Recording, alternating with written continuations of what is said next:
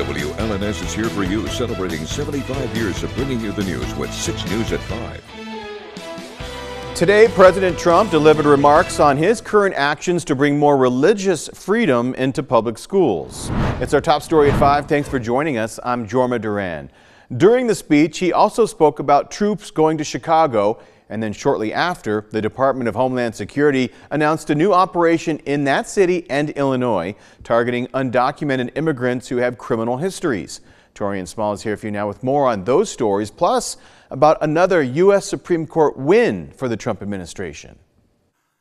We have to bring back religion in America. Appearing at the Museum of the Bible Monday, President Trump announced the Department of Education will soon issue new guidance protecting the right to prayer in public schools. As president, I will always defend our nation's glorious heritage, and we will protect the Judeo-Christian principles of our founding, and we will protect them with vigor. During the speech, the president also addressed wanting to send National Guard troops to Chicago.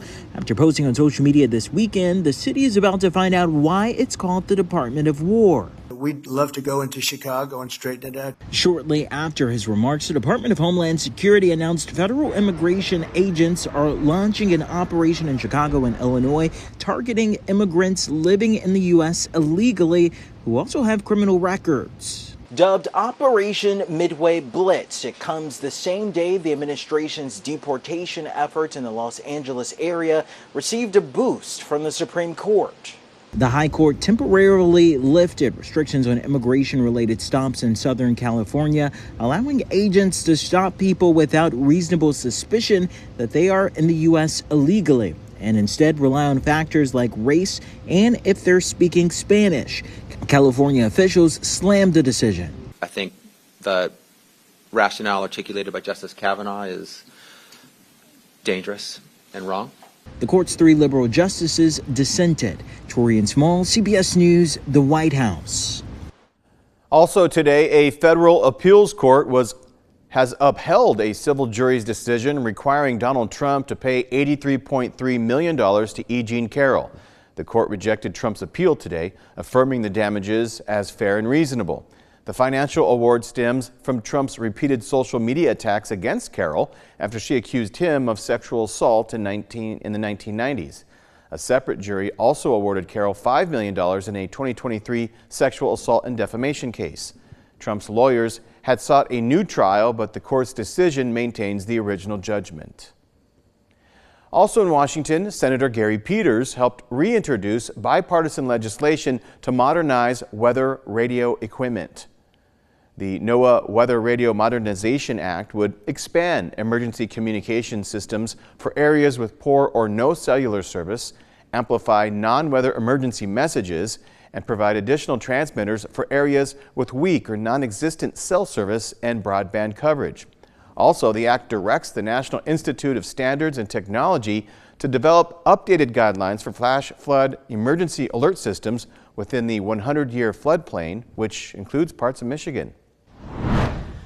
The Michigan House of Representatives passed a bill that would require students to use the bathroom that matches their biological sex. Many supporters of the bill claim it's to protect children from violence in private spaces, but transgender activists say it's discriminatory. Terrian Simmons spoke to a mother of a transgender teenage girl, and she's here for you now with her concerns.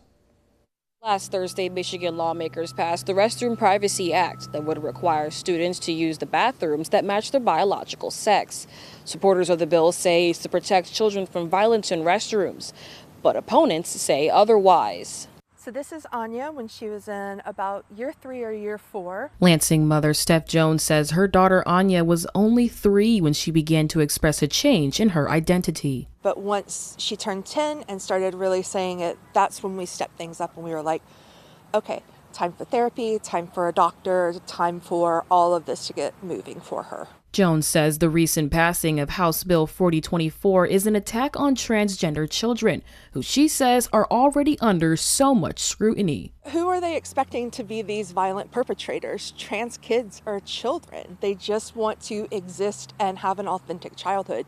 So they're already automatically labeling trans kids as problems, as trouble, as violent, which I have a huge issue with. Recently, the University of Michigan's Medical Center announced it will no longer offer gender-affirming care, such as hormone therapy and puberty blockers, for patients under the age of 19, which impacts Jones' daughter, who is currently on puberty blockers. This does affect us. We had been working with the clinic there for a couple of years, had really great support working with their social workers and their endocrinology team. Jones feels confident the bill won't pass in the democratically controlled state Senate, but the concern is still apparent. The bill now heads to the Senate, where Democrats have a one-seat majority.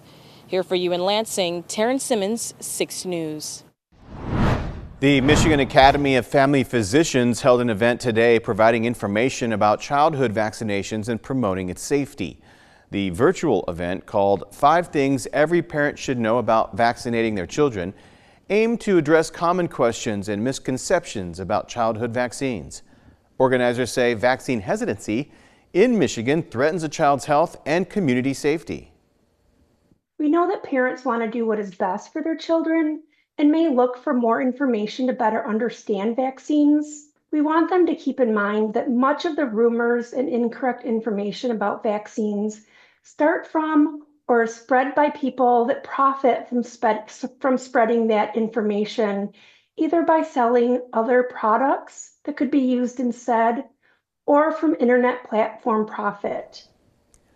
The group also says that vaccine waiver rates in Michigan continue to rise, and COVID-19 further deepened parental concerns. Starting today and continuing through every Monday in September will be something called Mindfulness Monday on the campus of Michigan State.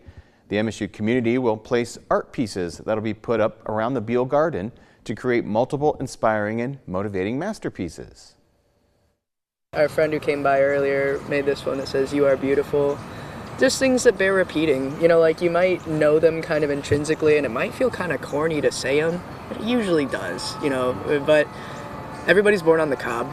And I think that there's nothing wrong with being a little corny, especially if it lets you be a little nicer to yourself. You can drop by between 11:30 a.m. and 1 p.m. No registration is required, but supplies are limited to first come, first served. From Storm Tracker 6, this is Weather First, sponsored by Auto Owners Insurance. Simple human sense. Well, delightful weather out there today, but we're looking for a little more warm weather. And okay, I've got some on the way. Summer's not quite done just yet. Check out the high temperature trend. We go from the lower 70s, upper 60s today into the upper 70s for Tuesday, and then we're in the 80s through the end of the week, through the weekend. Slight cool down next week, but keep in mind our average high by next Thursday is 73. So all these numbers once again above where we should be this time of the year. The 6 to 10-day temperature outlook shows just how extensive that area of above normal temperatures is, which is from north to south, from east to west, with the exception of parts of the east coast and maybe close to normal as you head towards the desert southwest and portions of California. Still looking quite warm for most of us. Satellite and radar today, some showers to our north, to our southwest, but we are high and dry and enjoying low humidity and very nice weather here in mid-Michigan. PrecisionCast says no changes for tonight, although if you're heading north into the UP, some rainfall is likely as we head into Tuesday, but lots of sunshine for us here in mid-Michigan. One area of low pressure is going to pass by to our north Tuesday night and into Wednesday. Another one to our west, little miniature low pressure system.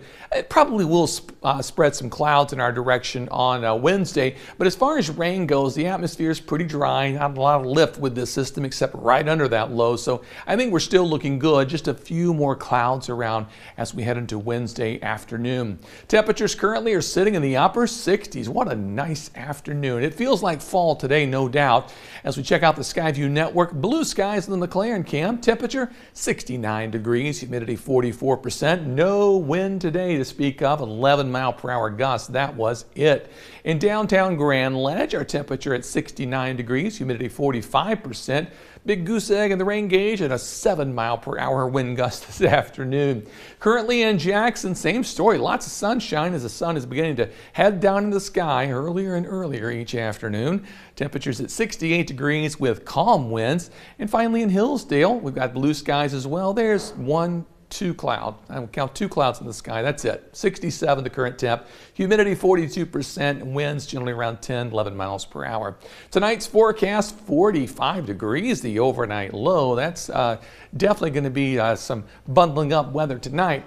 Tomorrow's forecast temperatures start out in the 40s but warm near 70 by noon. 77 degrees by 5 o'clock. Should feel very nice under mostly sunny skies. The next 6 days temperatures look good. 80 on Wednesday, Thursday 81. Friday lower 80s, mid 80s perhaps for the Spartans on Saturday with a few more clouds around and a 20% chance of a pop-up shower. Slightly better chance on Sunday for a few scattered showers.